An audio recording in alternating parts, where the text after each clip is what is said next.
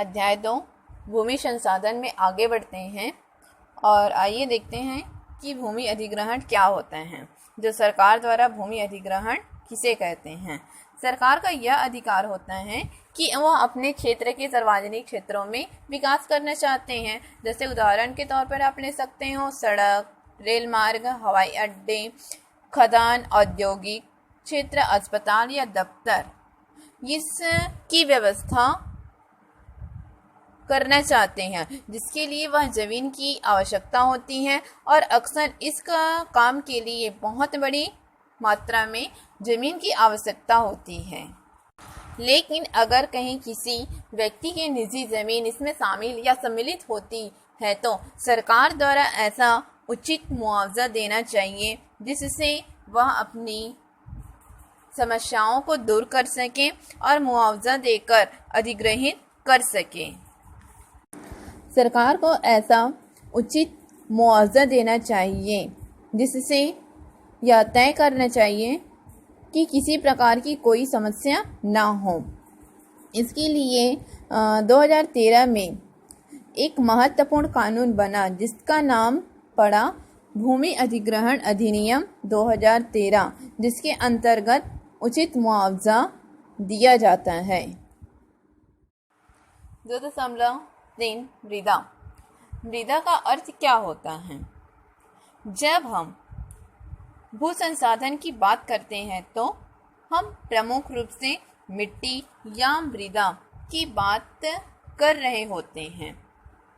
मृदा शब्द की जो उत्पत्ति है लैटिन भाषा के एक सोलम से हुई है और जिसका शताब्दिक अर्थ होता है फर्श, अर्थात जो पृथ्वी की ऊपरी सतह को जिस पर विभिन्न प्रकार के पेड़ पौधे उगते देखे हैं तथा अपनी वृद्धि व विकास के लिए जल एवं खनिज लवण ग्रहण करते हैं, उसे मृदा कहते हैं। मृदा से वनस्पतियां पोषण प्राप्त करती हैं और अन्य जीव व जानवर वनस्पतियों से प्रत्यक्ष अप्रत्यक्ष रूप से अपना भोजन प्राप्त करते हैं। आप कभी किसी मकान की नींव या कुआं खोदते हुए देखें तो आप पाएंगे कि मिट्टी जमीन पर कई परतों पे बिछी हुई है। मृदा की इन जो क्षैतिज परतों को हम मृदा परिच्छेदिका भी कहते हैं। मृदा की जो परतें हैं मुख्यतः 3 भागों में विभाजित किया गया है: जैविक परत, खनिज परत और आधार परत। नीचे एक चित्र दी गई है जिसके माध्यम से इन तीनों परतों को किस प्रकार से विभाजित किया गया है आइए हम इस मृदा परिच्छेदिका के माध्यम से देखते हैं। 2.1 मृदा परिच्छेदिका। इस चित्र में 3 भागों में विभाजित किया गया है मृदा को: जैविक, खनिज और आधारी। पहला लेते हैं जैविक परत, जो सबसे ऊपरी परत है जिसमें O और A शामिल हैं।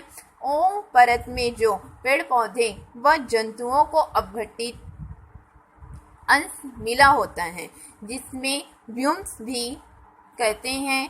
इसके जो नीचे में A परत है जो खनिज परत होती है, किंतु यह O से अधिक प्रभावित होता है जिसके कारण जो जैविक पदार्थ में अधिकता होती है। जैविक का जो परत है जिसकी मोटाई जो है भिन्न भिन्न होती है। जैसे नदी घाटी के जो निचले भागों में इनकी मोटाई सर्वाधिक होती है। जैविक परत जो कृषि कार्य करता है एवं वनस्पतियां भी उगती हैं, इस कारण यह परत को महत्वपूर्ण माना गया है। दूसरा लेते हैं खनिज परत। यह बीज की परत है। आप चित्र के माध्यम से देख सकते हो बी में है खनिज परत। यह जिसमें बी परत क्या है शामिल है, यह खनिज परत कहलाता है जिसमें जीवांश की मात्रा बहुत कम पाई जाती है। जैविक परत की जो तुलना करें तो इसमें कण मोटे होते हैं और इस परत में उन पौधों की जड़ें पहुंचती हैं जिनकी जड़ें काफ़ी गहराई तक होती हैं। जैसे आप उदाहरण के तौर पे देख सकते हैं, टमाटर के जो पौधे होते हैं वो क्या होते हैं, जैविक परत तक ही सीमित हो सकती हैं। लेकिन जैसे आम की पेड़ हैं और इसकी जो जड़ें हैं वह खनिज परत तक फैली रहती हैं। तीसरा लेते हैं आधारी परत। यह सबसे निचली परत है और जिसमें आर परत जो क्या है शामिल होती है, जिसमें आर आधारी चट्टान होती है जिसके विखंडन से सी परत का निर्माण होता है। आप इस प्रकार से मृदा परिच्छेदिका का वर्णन कर सकते हैं। भारत में मृदा का वितरण। भारत में मुख्यतः 6 प्रकार की मृदा पाई जाती हैं।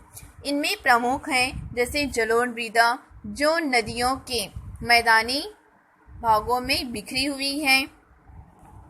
यह अत्यंत उर्वरक मृदा और खेती के लिए उपयुक्त माना गया है। छत्तीसगढ़ की जो अधिकांश भूमि में लाल पीली मिट्टी पाई जाती है और यह भारत के पश्चिमी प्रांतों में काली मृदा भी पाई जाती है जो कपास, गेहूं आदि खेती के लिए उपयुक्त माना गया है।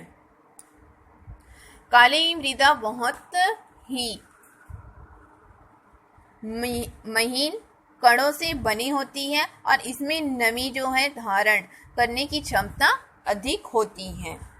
भारत के जो सर्वाधिक वर्षा वाले प्रदेशों में लेटराइट मिट्टी पाई जाती है। लेटराइट जो मृदा है उच्च तापमान के कारण अत्यधिक वर्षा वाले क्षेत्रों में ही विकसित हो पाती है।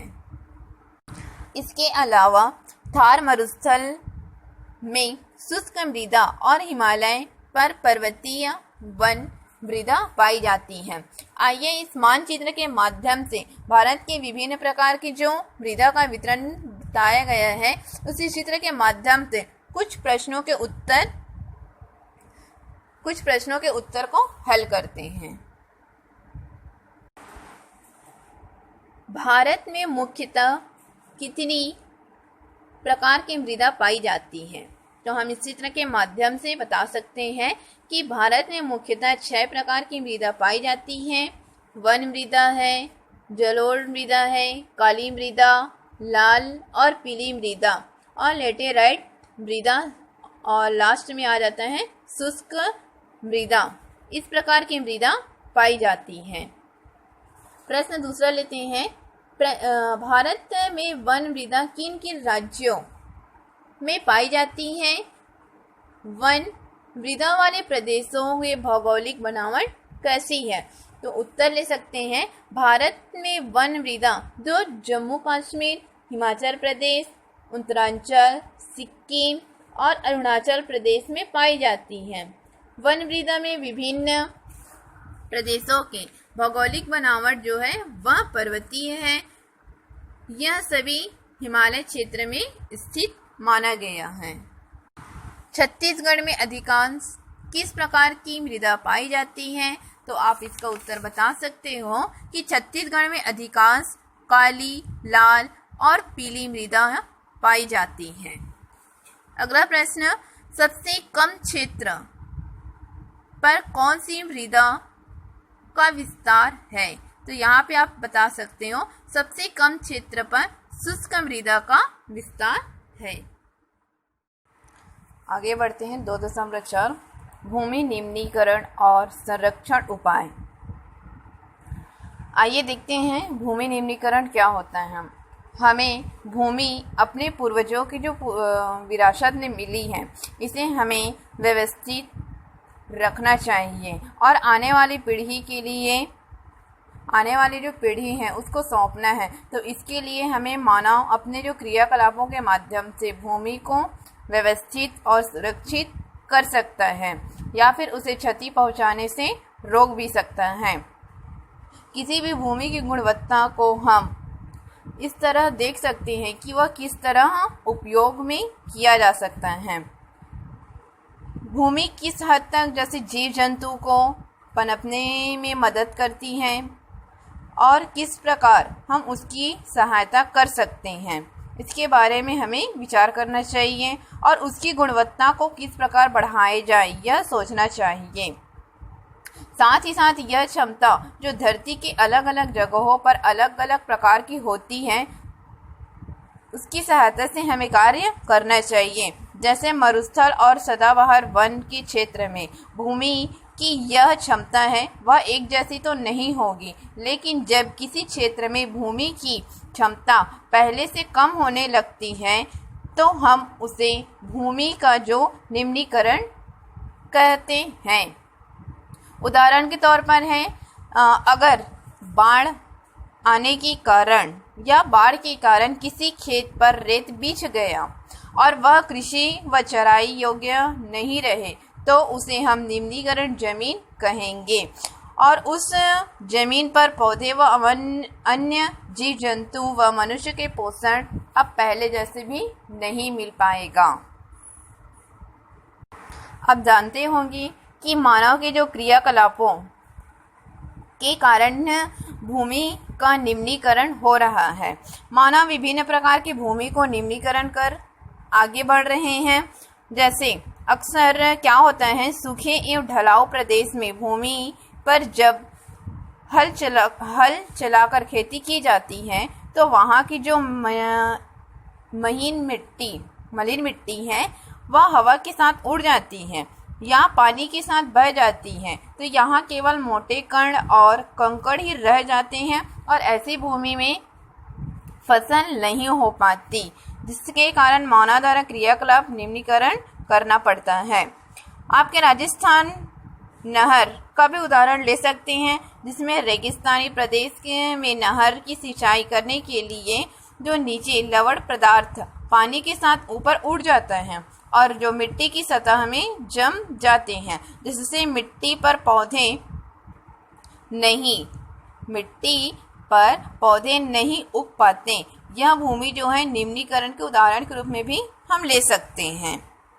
एक उदाहरण और है, जैसे गुजरात, राजस्थान, मध्य प्रदेश और महाराष्ट्र में। इसमें क्या है, सूखे इस इलाके के कारण यह अत्यधिक जो चराई भूमि है उसको निम्नीकरण का मुख्य कारण माना गया है। भूमि की क्षमता से भी अधिक पशुओं की चराई से न केवल घास का आवरण और पौधे नष्ट हो जाते हैं, बल्कि ऊपरी परत जो मिट्टी भी हवा के साथ उड़ जाती है, जिससे फिर चराई नहीं हो पाती। आइए आगे देखते हैं कि इन भूमि का निम्नीकरण की जो समस्याएं उसे किस प्रकार से दूर किया जा सकता है। तो इसके लिए हमें अत्यधिक वनों का रोपण करना चाहिए, चारागाह का उचित प्रबंध करना चाहिए और हमें इसके लिए सहयोग करनी चाहिए। जो भूमि कृषि योग्य नहीं है वहाँ जंगल लगाना, वन का निर्माण, चारागाह विकसित करना भी उचित होगा। इसी तरह सिंचाई को भूमि की क्षमता के अनुरूप भी रखकर हमें इनका उपयोग करना चाहिए और इन समस्याओं को दूर कर हमें निवारण करना और इसे भूमि को निम्नीकरण के रूप में परिवर्तित करना मानव द्वारा क्रिया कर। आगे बढ़ते हैं, भूमि निम्नीकरण और गरीबी। देश में क्या है, सबसे गरीब समुदाय निम्नीकृत भूमि पर आश्रित रहते हैं।